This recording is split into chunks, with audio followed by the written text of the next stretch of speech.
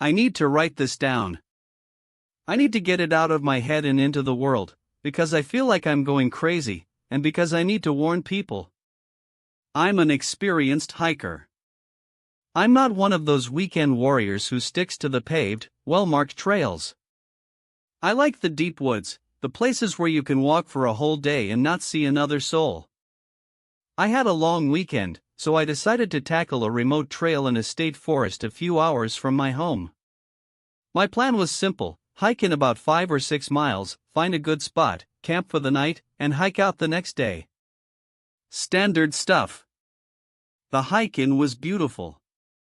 The air was crisp, the sky was a brilliant, cloudless blue, and the late autumn sun cast long, golden shafts of light through the canopy. The only sounds were the crunch of my boots on the fallen leaves, the chatter of a distant sparrows, and the wind whispering through the trees. This is why I do it. This feeling of absolute peace, of being completely disconnected from the noise of the world. After a few hours of steady hiking, I started looking for a place to make camp. I was looking for the usual, a relatively flat spot, not too close to the trail, preferably with access to a water source. And then, I found it. It wasn't just a good spot. It was a perfect spot. Unnaturally perfect. I stepped off the main trail, pushing through a thicket of ferns, and found myself in a clearing I can only describe as idyllic. It was a perfect circle, maybe 40 feet in diameter. The ground was covered in a carpet of short, soft, vibrant green grass that looked more like a meticulously manicured lawn than a patch of wild forest floor. And the trees formed a perfect, unbroken ring around the clearing. Tall, ancient oaks and pines stood shoulder to shoulder, their branches interlocking overhead like some kind of a dome, leaving this single, perfect circle of green open to the sky. It was like something out of a fairy tale. A small, rational part of my brain registered how strange it was. Clearings in dense forests are rarely so symmetrical. The grass shouldn't be so uniform, so soft. But the overwhelming feeling was one of discovery, of incredible luck. It felt safe. Protected. The circle of trees felt like a natural fence, a private room gifted to me by the forest itself. I dismissed my unease as my city dweller's cynicism. I had found the jackpot of campsites. I dropped my pack with a contented sigh and set to work. The tent went up easily, the stakes sinking into the soft earth with a satisfying thump. I gathered some fallen branches from just outside the clearing and built a small, neat fire pit in the center. Soon, a cheerful little fire was crackling away, warding off the evening chill. I cooked a simple meal of dehydrated chili and sat on my log, watching the flames dance as the sun set, painting the sky above the circle of trees in hues of orange and purple. This, I thought to myself, is perfect. This is what it's all about. As true darkness fell, the forest changed, as it always does. The familiar woods of the day became a strange place of shadows and unseen movements. But I was snug in my little circle of light and warmth. I felt completely secure. After cleaning up my cook set, I doused the fire thoroughly, making sure every last ember was out, and crawled into my tent. I zipped up the flap, settled into my sleeping bag, and tried to sleep. And that's when the perfection started to unravel. It began with a feeling. A strange sensation from the ground beneath me. It was a faint, almost imperceptible movement, directly under my sleeping bag. It felt like insects. A whole lot of them, moving around just under the tent floor. A low-grade, creepy-crawly feeling. I tried to ignore it. I'm in the woods, after all. There are bugs. I pulled my sleeping bag tighter around me and closed my eyes, focusing on the gentle sounds of the night. But I couldn't sleep. The feeling persisted, a constant, subtle, wriggling sensation against my back. It wasn't painful. It was just wrong. Then, the noises started. They came from outside the tent, from the ring of trees surrounding the clearing. A soft snap of a twig. The dry rustle of leaves. At first, I assumed it was just an animal. A deer, maybe a raccoon. But the sounds were too regular. Snap, rustle, snap. They seemed to be moving slowly around the perimeter of the clearing, like someone is moving around me in the darkness. My heart started to beat a little faster. I lay there, perfectly still, my ears straining in the darkness. And then I saw the shadows. My tent is made of a thin, light-colored nylon. The moon was bright, and it cast eerie, dancing shadows of the tree branches onto the tent walls. I watched them, trying to calm my racing mind. It's just the wind, I told myself.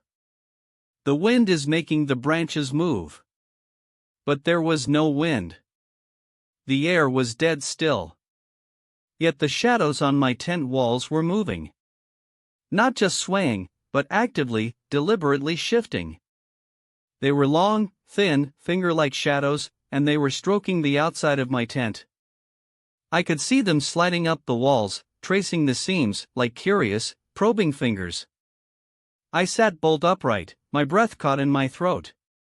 I grabbed my powerful flashlight from the mesh pocket beside me. My hand was shaking. I flicked it on, pointing the bright, white beam at the tent wall. The shadow vanished in the glare. I swept the beam around the inside of the tent. Nothing. Just me, my gear, and my hammering heart. I turned the light off. The shadow fingers returned, caressing the thin fabric. I was terrified now. The feeling from the ground had intensified. It wasn't just a vague wriggling anymore. It was faster, more deliberate. It felt like 1,000 tiny needles tapping against the floor of the tent from underneath.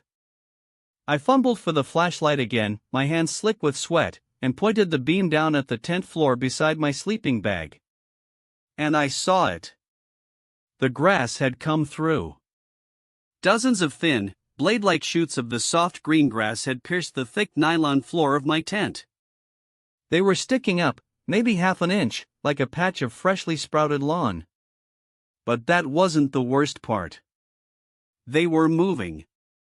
They were swaying back and forth, in perfect, horrifying unison. Swish, swish, swish. A tiny, hypnotic, rhythmic motion. They weren't just blades of grass. They were something else. Cilia. Teeth. Feelers. They were testing the air inside my tent. They were trying to find me. I screamed, then scrambled for the zipper of the tent door, my fingers feeling like useless, clumsy sausages. The sound of the zipper was obscenely loud in the silence. I burst out of the tent and stumbled to my feet in the center of the clearing, whipping the beam of my flashlight around wildly. The clearing was empty. The circle of trees stood silent and still. For a moment, a sliver of hope, of denial, cut through my panic. Maybe I was hallucinating. Maybe I had finally lost it. Then I turned the flashlight back on my tent. And the world fell out from under me. The tree branches weren't coming from the trees. They were coming from the ground. Dozens of thick, dark, root-like tendrils, the color of wet earth, had erupted from the soft green grass of the clearing. They were wrapped around my tent, constricting it, squeezing it like a giant boa constrictor. The sleek dome of my tent was misshapen, buckled inwards under the pressure. The roots were fibrous and sinewy, and I could swear I saw them pulsing with a slow, rhythmic beat, like a network of dark veins. They were pulling the tent downwards, into the soft earth, which seemed to be yielding. Sinking. It looked like my tent was being eaten. Digested. And in that moment of absolute, soul-shattering horror, I understood. I didn't think. I didn't grab my pack. I didn't try to save my expensive gear. My phone, my wallet. They were all in the tent. a tent that was currently being swallowed by the ground. The only thing I had was the flashlight in my hand and the clothes on my back.